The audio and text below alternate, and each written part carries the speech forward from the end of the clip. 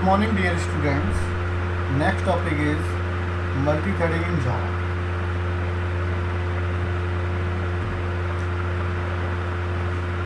First of all, we understand what is the thread. Thread is the sub-process or lat-based process of a process. Actually, process is the aggregated and thread is the lat-based process. So, multi-threading enables you to write in a way where multiple activities can proceed concurrently in the same code. A thread is the lat-based sub-process, the smallest unit of processing. Multiprocessing and multitasking both are used to achieve the multitasking. However, we use multi-threading than multiprocessing because thread uses shared memory area. They do not allocate separate memory area, so saves memory and context switching between the threads take less time than process. Java multi-threading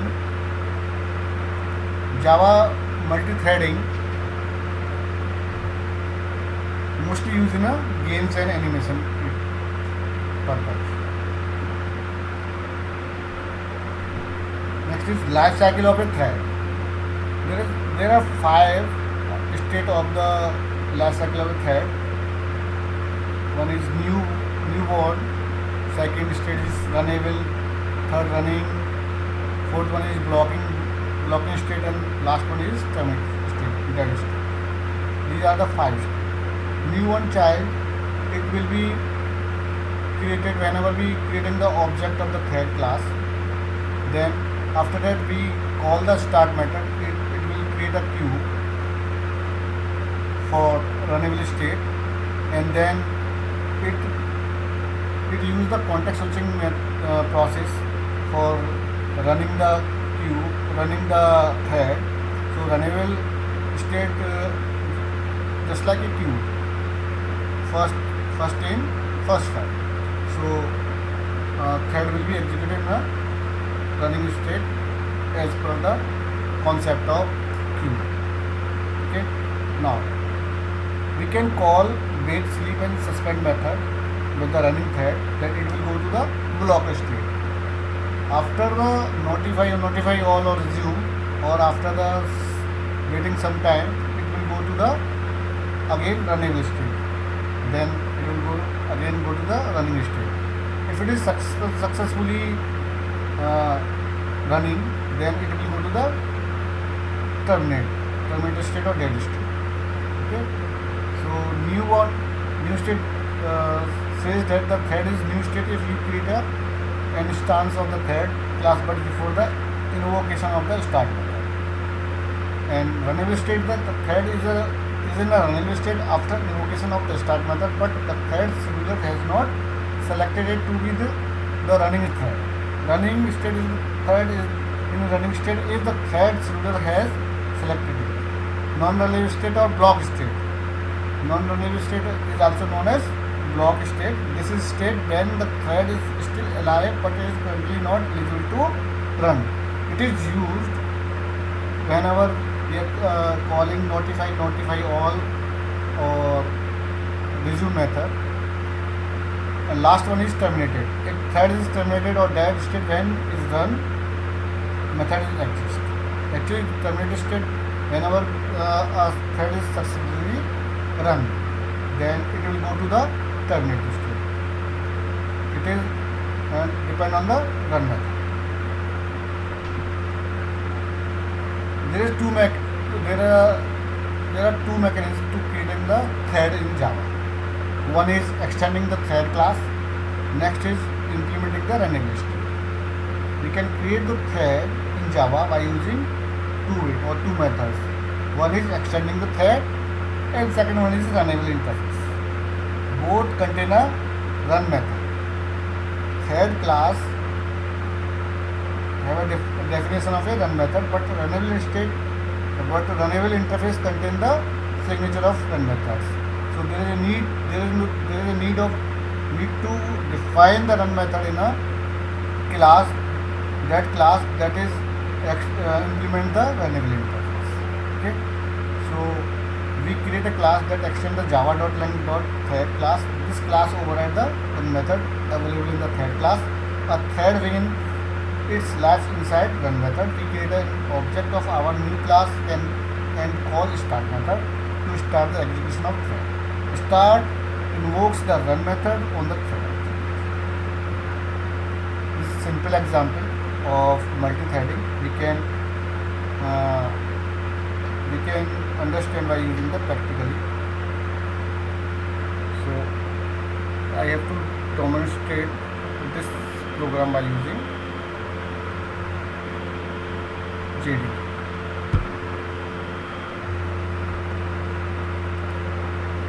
Here, for creating the thread, I am using first method to creating the thread, that is extending the thread class. To create a thread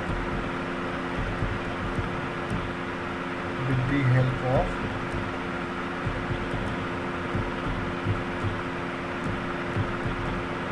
thread class or extending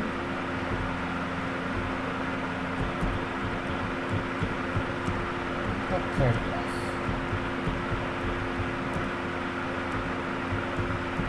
or inherit the thread. So I have to create a class,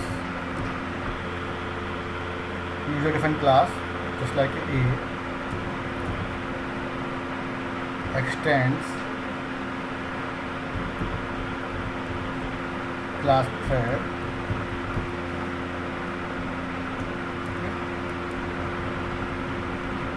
In this class, I have mentioned or override the run method, which is already present in the thread class. Actually, A is the subclass of a thread class. Thread is a predefined class which belongs to the lang package, and A is the user defined class. User defined class extend the predefined or built-in class or inherit the built-in class. So the thread methods and fields are inherit into the user defined class A. Okay, so run method is present in the thread class. I will give the definition. I will give the again definition of the run method. Signature of run method is public void run. Here I am giving only just a single statement, just like system.out.println. Here I give the message using thread class. Okay.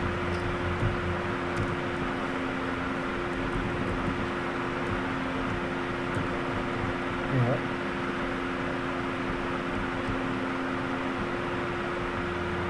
I am defining the main method public static void main string args.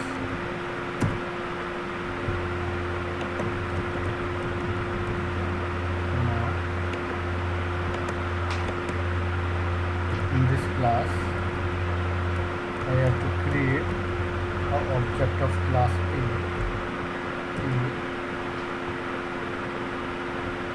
T equal to new A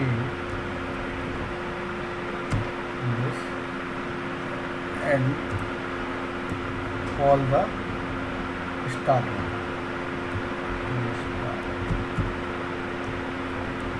Actually start the method which is responsible to call the run method.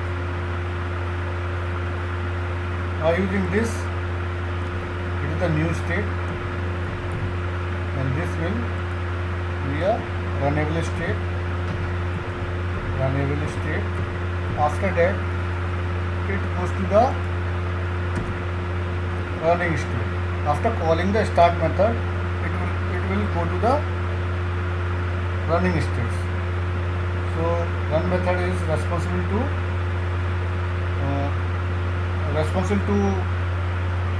giving the responsible to the running the thread. Okay. So here, close this program, close the main method, and close the class, and save it. Save as a.java.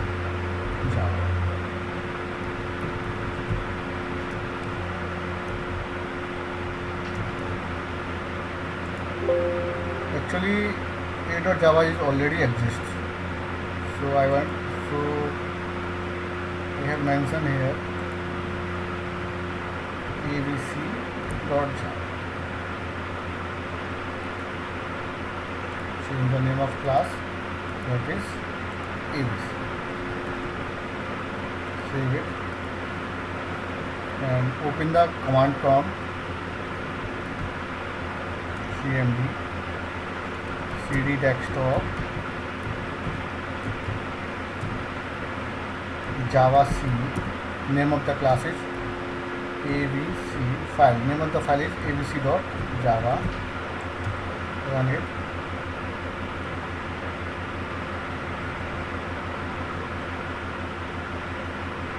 Cannot find the symbol t.start.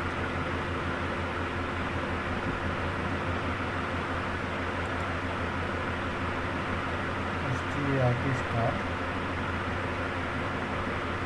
Okay, the name of the class is abc, not a.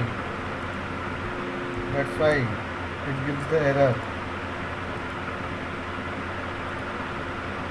here. There is no error. Okay, run it by the name of class that holds the main method using thread class. This is the procedure to create a thread by using thread class, or extending the thread class, or inheriting the thread class. Now comes to the next point: how to create the thread class by implementing the runnable interface. So for this, I am taking another example. New class user thread, which is implements runnable interface. Runnable interface.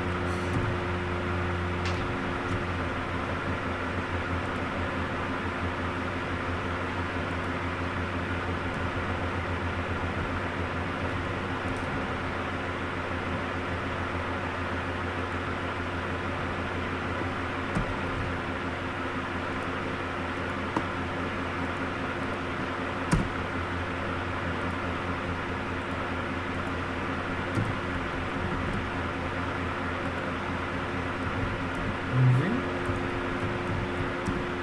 runnable interface.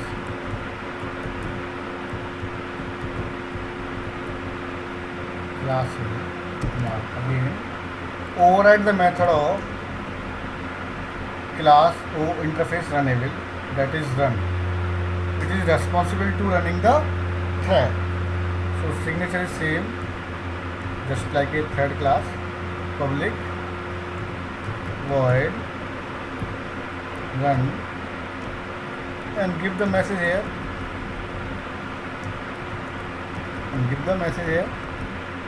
public void run system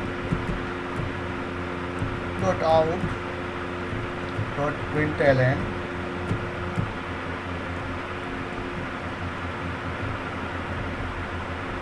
using runnable state.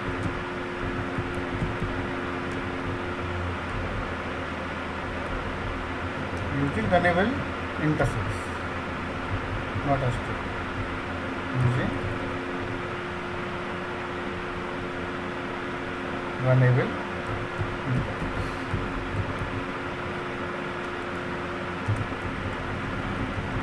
Use the run method and define the main method public static void main string args and create a object of the user defined class that is called user thread. User thread t is equal to new user thread. Okay.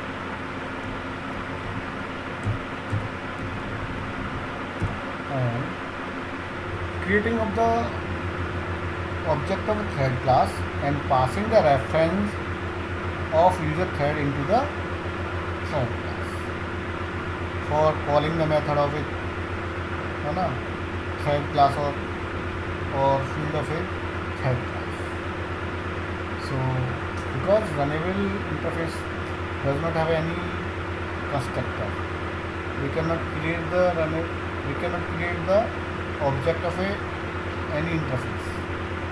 That's why we are passing the reference of user defined class into the thread class.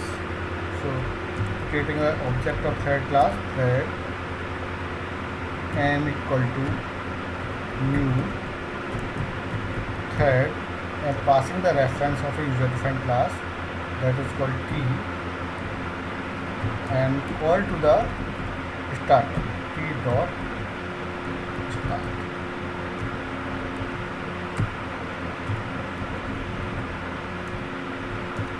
This and close the class.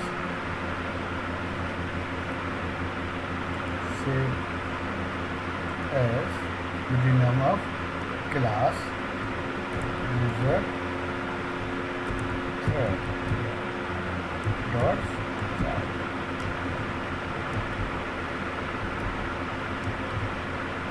Okay. Save it. Now compile the program by using Java C. Java C compiler, Java C user thread dot Java. Again cannot find t dot start. Okay, because object is m, not a t for to calling the start method. Again compile it by using Java C compiler. Okay, fine, and run it by using the class name user thread that is hold the main method. So user runnable state. This is the procedure, or this is the way to creating a thread by using runnable interface. Okay. Now I want to call run method directly. Okay.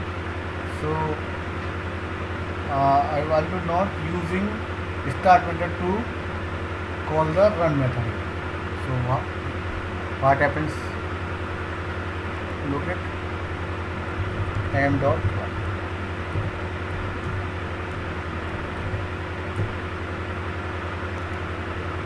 Save it and compile the program and run the program. It gives the same output using runnable interface, but there is a difference in between to call by using start method or to call directly run method. In case whenever we calling the directly run method, then it is a simple program. It is not using the multi-threading concept here, because start method create the queue for runnable state and then it is used context switching method for running the thread.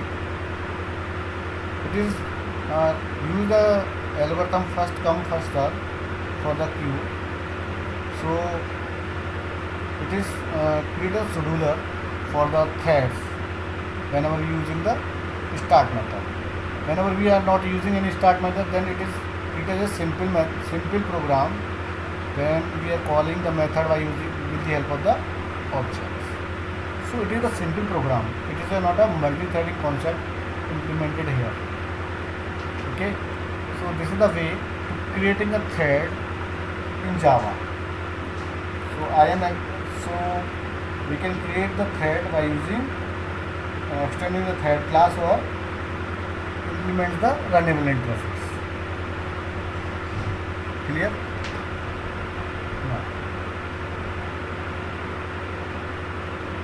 No, public void run, it is used to perform action for a thread.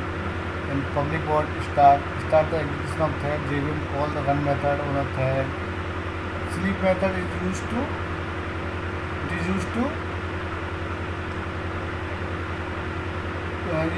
currently executing thread to sleep, temporarily cease execution for the specified number of milliseconds. And public void join, wait for the thread to die. And public void join also have another signature in which signature we provide the timing, or we passing the time as a arguments.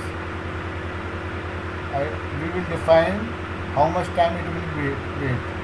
So public void join long millisecond, wait for a thread to die for the specified time.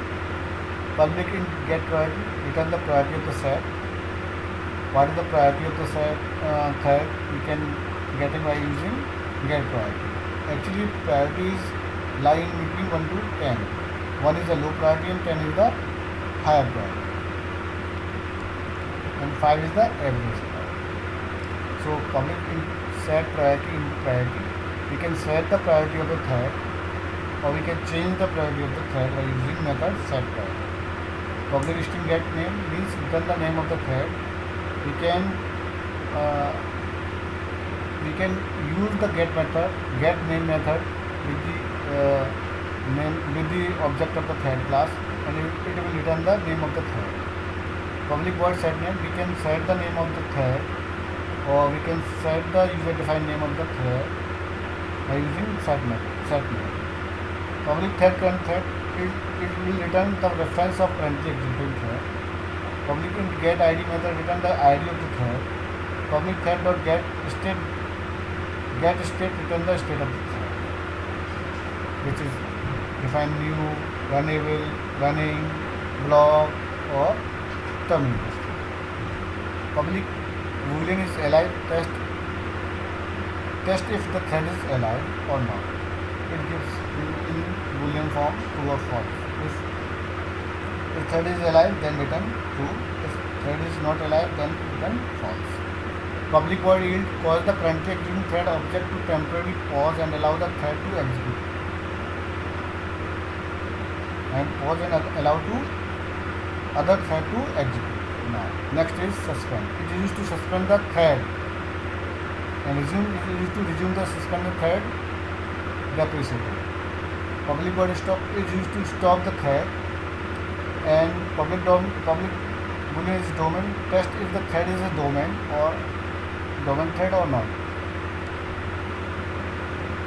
So marks the thread as domain or user thread. Public void interpret the thread. Public boolean is interpreted test if the thread has been interrupted. Public void static boolean interpret method return test if the return if test if the current thread has been interrupted. So this is another example. In this example, a class test call run to extend the thread class, and I am defining the run method in this class, and using for loop int I is equal to I less than 5 I plus, and using the sleep method here. Sleep method is the static method of the thread class. So it is called with the help of the name of the thread class. Thread.sleep 500 milliseconds. It will wait for 5 seconds. So I am creating two threads in main method, T1 and T2, and T1.run, T2.run. In this procedure, there is no context switching because here T1 T2 will be treated as normal object, not treated as a object object. Actually, this is simple program. I have already told you, whenever we not calling start method, which is responsible to call the run method, then there is no concept of multi-threading the program. Okay. So these are the examples. Okay, thank you so much.